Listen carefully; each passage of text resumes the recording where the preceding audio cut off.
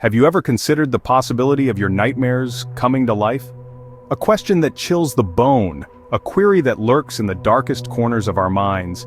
It's a thought that blurs the line between the realm of sleep and the reality of wakefulness. A chilling concept that our deepest fears aren't confined to the world of dreams. The mere suggestion that our nightmares could bleed into our waking world is enough to send shivers down the spine. As we delve into the terrifying abyss of this topic, we realize how often our deepest fears manifest themselves in both the world of dreams and reality. The nightmares that petrify us in our sleep, the horrors that we hope to never encounter in the light of day, they may not be as separate as we'd like to believe. Imagine facing your deepest, darkest fears in the waking world, a nightmare you can't wake up from. Our story begins with an ordinary person like you and me, living an ordinary life until one day, in a small town where the days were predictable and the nights quiet, lived our main character, John. He was a simple man, leading a simple life. His days were filled with routine. Wake up, go to work, come home, sleep, and then repeat. He was content with his life, relishing in the comfort of the ordinary. But then, one day, the ordinary was shattered. It started subtly, almost imperceptibly. A misplaced item here, a strange noise there. Normal things that could easily be dismissed. But as days turned into weeks, these oddities began to pile up. Doors he was sure he'd closed were found wide open, lights turned off would suddenly flicker back to life. Then came the whispers.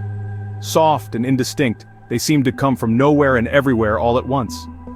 They were always there, just at the edge of hearing, like a radio tuned to a station just out of reach. They were there when he woke up, and they were there when he went to bed. At first, he thought it was just his mind playing tricks on him. But soon, he could no longer ignore it. The fear began to creep in. The unseen terror that had quietly invaded his life was now a constant companion. A shadow that seemed to grow larger with each passing day. The terror wasn't in what he could see, but what he couldn't. It was in the unknown, the unexplained, the unseen. It was in the whispers that echoed in his mind, and the strange occurrences that seemed to follow him. The once familiar and comforting walls of his home now felt oppressive, the silence of the night echoing with unseen horrors.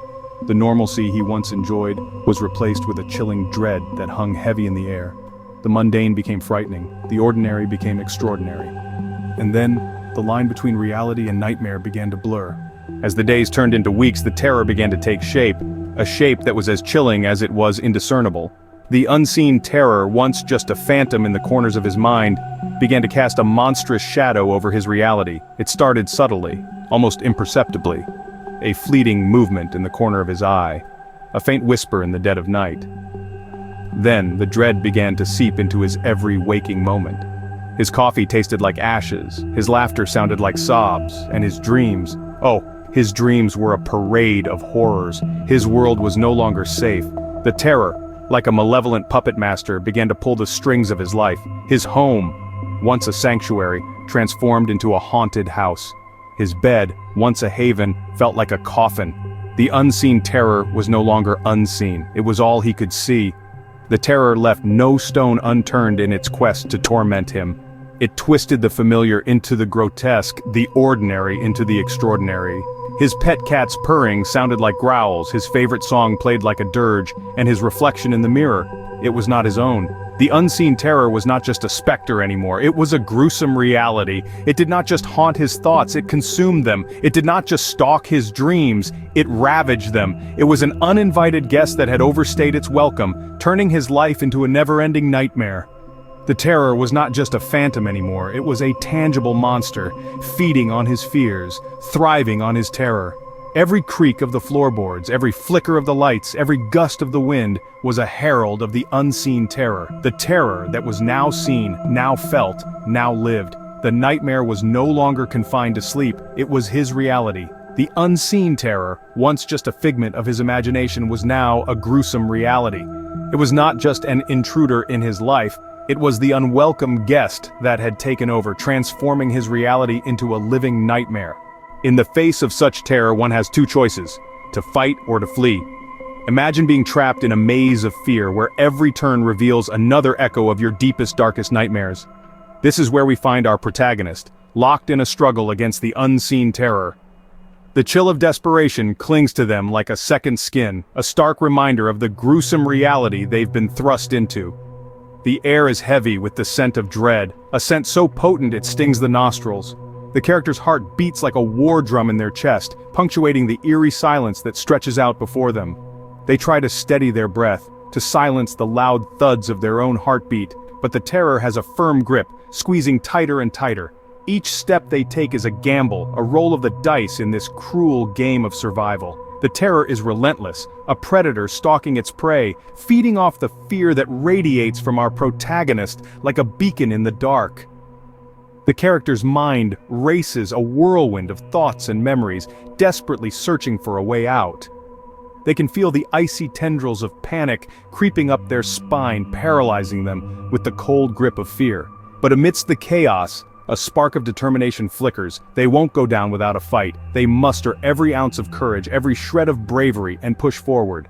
The terror may be a relentless beast, but our character is a survivor, a fighter. The maze of fear seems to stretch on forever, a labyrinth of horror and despair. But with each step, each breath, they are inching closer to escape, to freedom. They can almost taste it, the sweet nectar of survival, a tantalizing promise that drives them forward. Yet as they delve deeper into the maze, they can't help but wonder, is escape truly possible? Can they outrun the terror that seems to know their every move, every thought, every fear? Or are they simply running deeper into the jaws of their own nightmares?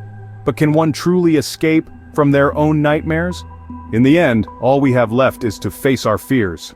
In the heart of darkness, our protagonist stands, his spirit burning brighter than ever before, a mere mortal, locked in a deadly dance with an entity far beyond human comprehension. The terror he's been running from, the unseen horror that's haunted his every waking moment now stands before him, a tangible nightmare from the abyss. Every muscle in his body screams out in protest, the tangible fear threatening to consume him. But he can't back down, not now. This is his final stand, his moment of truth. His heart pounds like a war drum in his chest, a symphony of dread and determination. The air grows thick with anticipation, an electric charge that prickles against the skin, raising hairs and chilling the spine. The confrontation is a ballet of shadows, a dance macabre in the heart of the abyss. Our protagonist uses every ounce of his courage, every shred of his determination. He fights, not with guns or knives, but with his willpower, his spirit, his refusal to succumb. It's a testament to the human spirit, a fierce defiance against the tendrils of fear that seek to cripple him. Each moment stretches into an eternity, every heartbeat echoing like a thunderclap in the silence. But he pushes forward, refusing to bow down to the terror before him.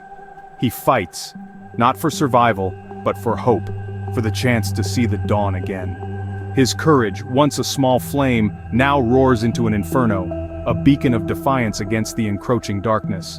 As the confrontation reaches its peak, a sense of elation fills the air. The protagonist, a mere mortal, has faced the terror and stood tall. He's fought his demons and emerged victorious. The terror that once had him in its icy grip now retreats, slinking back into the shadows from whence it came. In the face of terror, he found his courage. And it wasn't the lack of fear that defined his courage, but his decision to face it, to confront it, and ultimately, to overcome it. And when the dust settled, what was left was a changed man. A shroud of silence fell, only punctuated by the echoes of the past. The confrontation had been brutal, an encounter with the unseen terror that had haunted his existence. The echoes of the nightmare etched deep within him, a chilling reminder of the gruesome reality he had faced. In the aftermath, he was no longer the man we once knew. The experience had carved out a new persona, one born from the crucible of fear and resilience.